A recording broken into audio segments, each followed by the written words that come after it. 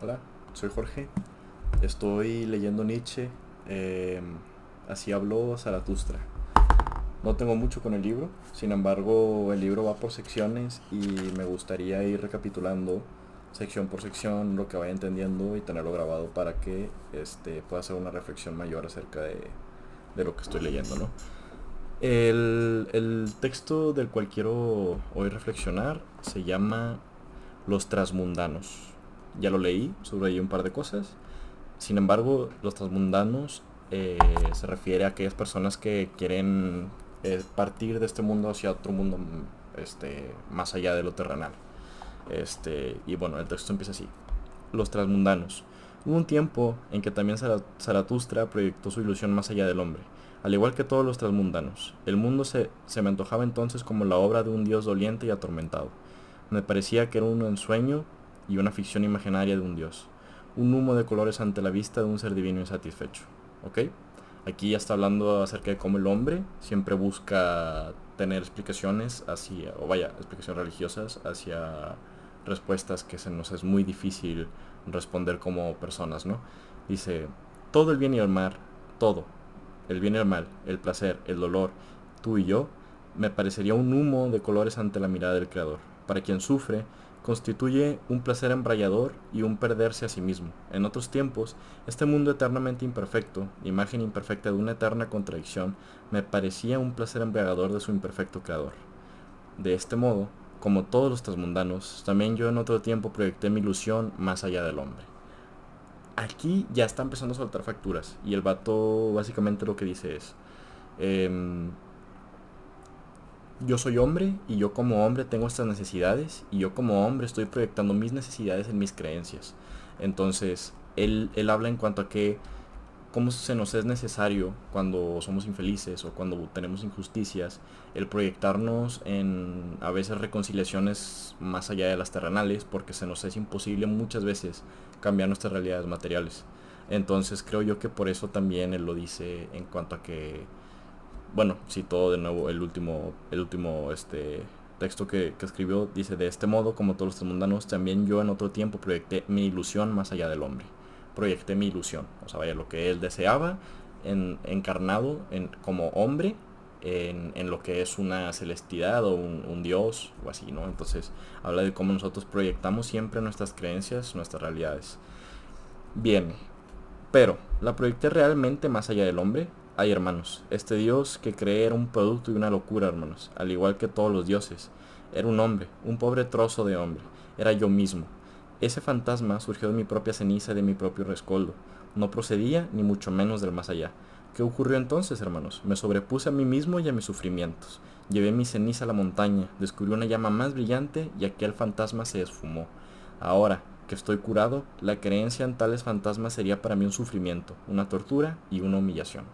Aquí Zaratustra ya nos está hablando de cómo él, cuando creía en estas divinidades, pues en realidad se tomó más tiempo de reflexionar y se dio cuenta de que estaba equivocado, de que estaba solamente reflejando todas sus creencias en sus ideologías.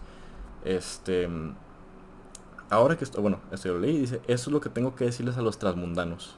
Todos los transmundanos son el fruto del sufrimiento y de la incapacidad, así como de esa felicidad fugaz y embriagadora que solo experimenta el que sufre mucho.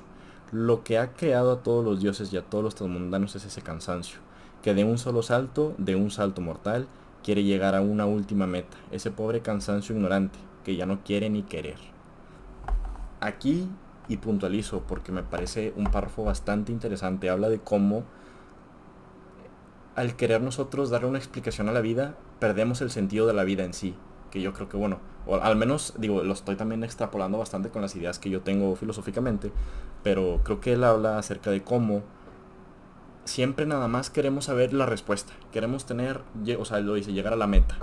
Sin embargo, nos olvidamos que pues el camino es más importante a veces que el resultado o que la meta. O sea, vaya, a fin de cuentas en el camino es donde se vive, es donde se está, es donde siempre estamos pues progresando en constante cambio. Entonces, vaya, él habla de cómo todas estas religiones nada más buscan eso, buscan explicar el por qué estamos aquí, la meta, y que hay de todo lo demás. Y digo, pues debería de hablarse, ¿no? Porque pues a fin de cuentas es importante. Pero bueno, prosigamos. Y bueno, estas reflexiones son para mí, no es como que me vaya a empeñar tampoco en explicar de más, por si estoy dando explicaciones bastante tontas, es nada más como para terminarlo de entender y así. En verdad os digo, hermanos, que fue el cuerpo el que me desesperó de la tierra, con los dedos del espíritu seducido tentaba las paredes últimas. En verdad os digo, hermanos, que fue el cuerpo el que me despertó de la tierra, el que sintió que se revelaba las entrañas del ser, y entonces se empezó a atravesar con la cabeza, y no solo con la cabeza, esas paredes últimas, para pasar al otro mundo. Pero, ¿qué oculto está a los ojos del hombre ese otro mundo, deshumanizado e inhumano? Está nada celestial, y es que las entrañas del ser no se revelan al hombre más que de la manera del hombre.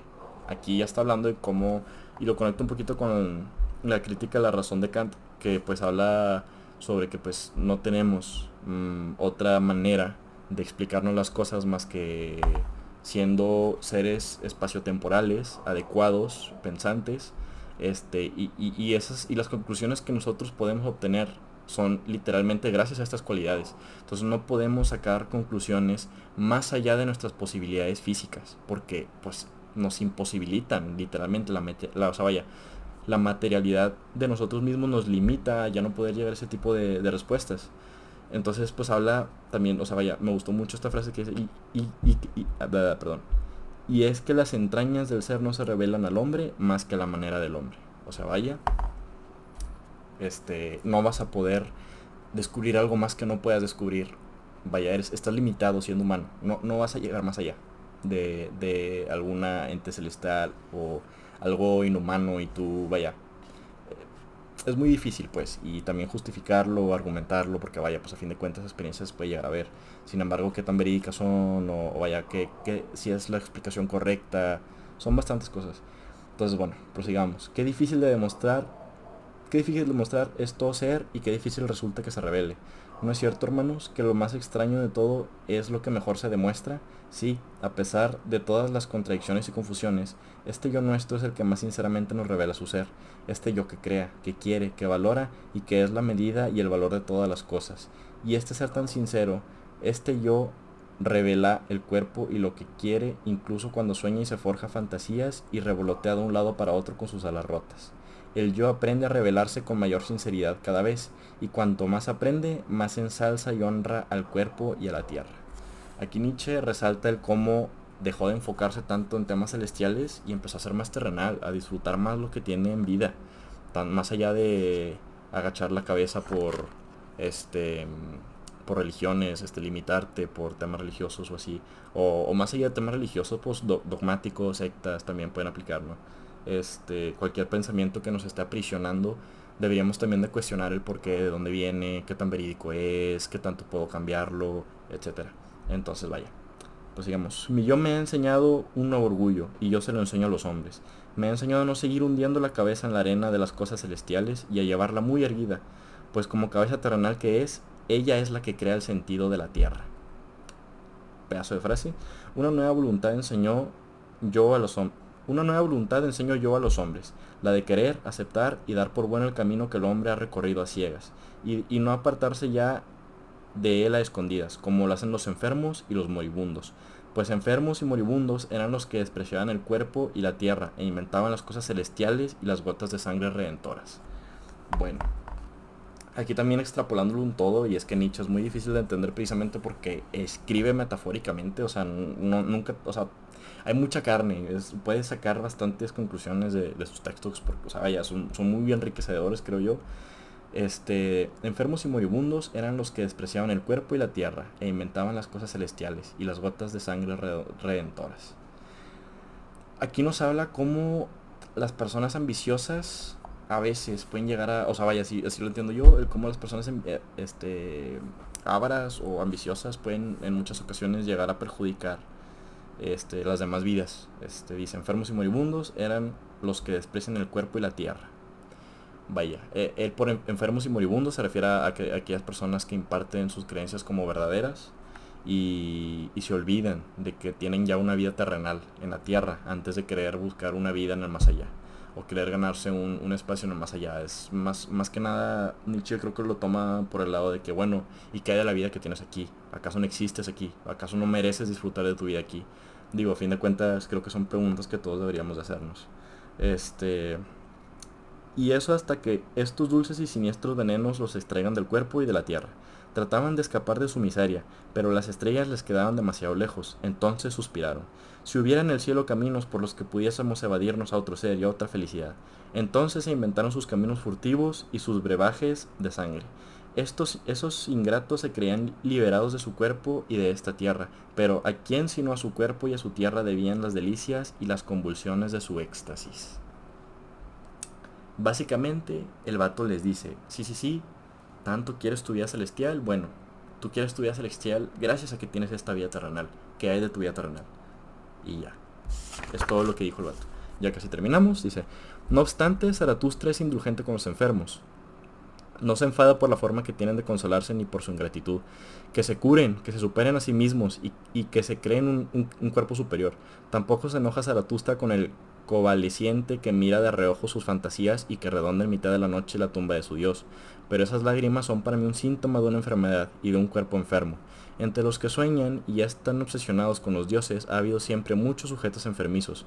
Son los que odian con todas sus fuerzas al hombre que tiene sed de conocimiento y a esa virtud más reciente que se llama honestidad. Bien. Tienen siempre la vista puesta en oscuros tiempos pasados, en los que la ilusión y la fe eran cosas distintas. El delirio de la razón se asemejaba a Dios y la duda al pecado. Conozco muy bien a esos hombres semejantes a Dios. Pretenden que creamos en ellos y que dudar sea pecado. También sé que es en lo que más creen los tales hombres.